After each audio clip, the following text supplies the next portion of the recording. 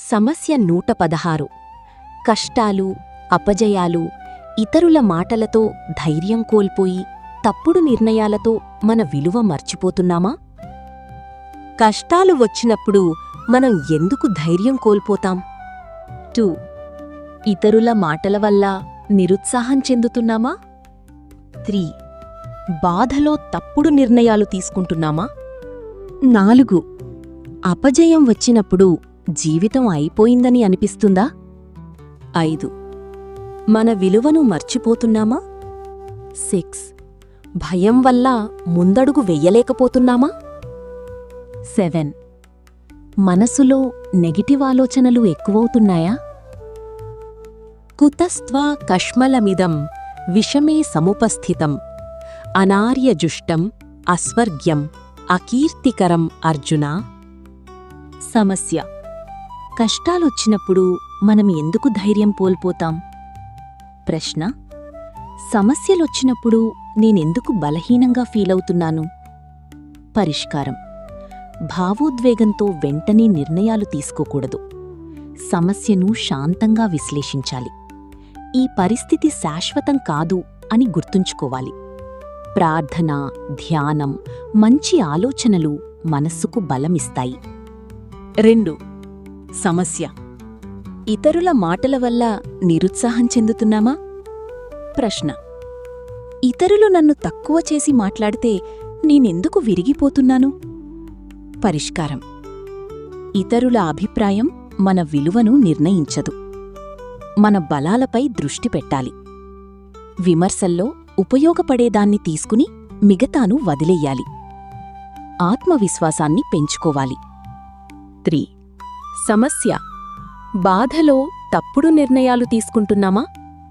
ప్రశ్న: కోపం, బాధ, భయం వచ్చినప్పుడు నేనెందుకు తప్పు నిర్ణయాలు తీసుకుంటాను? పరిష్కారం: భావోద్వేగం ఎక్కువగా ఉన్న సమయంలో నిర్ణయాలు తీసుకోకూడదు. 24 గంటలు ఆలోచించి నిర్ణయం తీసుకోవడం అలవాటు చేసుకోవాలి. విశ్వసనీయుల సలహా తీసుకోవాలి. మనస్సు ప్రశాంతంగా ఉన్నప్పుడు నిర్ణయం తీసుకోవాలి. 4. సమస్య: అపజయం వచ్చినప్పుడు జీవితం అయిపోయిందని అనిపిస్తుందా? ప్రశ్న: ఒక్కసారి ఓడిపోతే నేను పనికిరానివాడిననే భావన ఎందుకు వస్తుంది? పరిష్కారం: అపజయం అంతం కాదు, పాఠం. ప్రతి విజేతకు ఓటమి అనుభవం ఉంటుంది. చిన్న చిన్న విజయాలతో మళ్లీ ప్రారంభించాలి. గతాన్ని కాదు, తర్వాతి అడుగును చూడాలి. 5. సమస్య: మన విలువను మర్చిపోతున్నామా? ప్రశ్న: నేనెవరో, నా సామర్థ్యమేమిటో ఎందుకు మర్చిపోతున్నాను?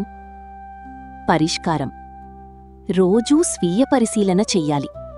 మన బలాలు, విజయాలు రాసుకోవాలి. మంచి సాహిత్యం, ఆధ్యాత్మిక జ్ఞానం చదవాలి. మన జీవిత లక్ష్యాన్ని గుర్తుంచుకోవాలి. సమస్య: భయం వల్ల ముందడుగు వెయ్యలేకపోతున్నామా? ప్రశ్న: ఫెయిల్ అవుతాననే భయం వల్ల నేను ఎందుకు ప్రయత్నం ఆపేస్తున్నాను?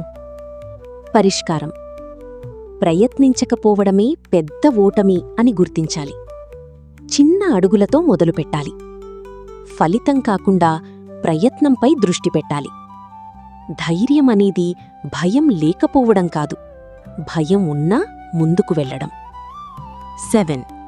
సమస్య: మనసులో నెగిటివ్ ఆలోచనలు ఎక్కువవుతున్నాయా? ప్రశ్న: ఎందుకు నా మనసులో ఎప్పుడూ చెడు ఆలోచనలే వస్తున్నాయి? పరిష్కారం: నెగటివ్ కంటెంట్, చెడు సాంగత్యం తగ్గించాలి. పాజిటివ్ అలవాట్లు పెంచుకోవాలి. ధ్యానం, పఠనం, సేవ. కృతజ్ఞతాభావం అలవాటు చేసుకోవాలి. మనస్సును పనిలో బిజీగా ఉంచాలి. ముగింపు సందేశం: శ్రీకృష్ణుడి సందేశం ఏమిటంటే, బలహీనత నీ అసలు స్వభావం కాదు. నిరాశలో కూర్చోవద్దు. నీ విలువను గుర్తించు, లేచి నిలబడు. సరైన మార్గంలో ముందుకు సాగు. Please subscribe, share, like and comment our channel, friends.